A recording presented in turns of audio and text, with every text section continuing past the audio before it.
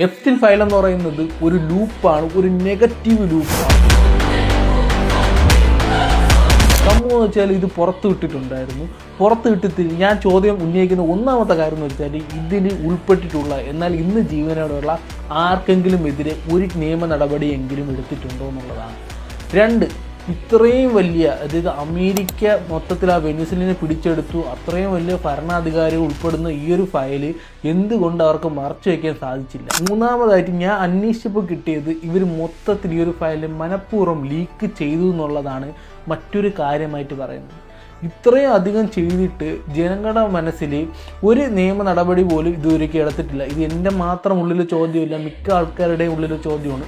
ഇത്രയും വലിയ പ്രമുഖരിൽ ഉൾപ്പെട്ടിട്ടും ആർക്കെതിരെയും ഒരു നിയമ നടപടി എടുത്തിട്ടില്ല. എപ്സ്റ്റീൻ ഫയൽ എന്ന് പറയുന്ന ആക്ട് പ്രകാരമാണ് ഇത് പുറത്ത് വിട്ടെന്ന് പറയുന്നുണ്ട്.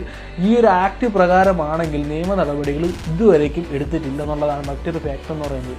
പിന്നെ ഇതിന് മെയിനായിട്ട് ജനങ്ങൾ കാണുന്നത് വെച്ചാൽ അവർ ഈ ഒരു ഫയൽ കണ്ടിട്ട് അവർ മൊത്തത്തിലൊരു നെഗറ്റീവ് മൈൻഡ് സെറ്റ് അവിടെ പോവുകയാണ് ചെയ്യുന്നത്.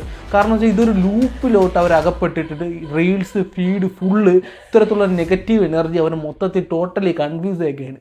അതാണ് ഞാൻ പറയുന്നത്, ഇതൊരു ടോട്ടലി ഒരു ട്രാപ്പാണ്.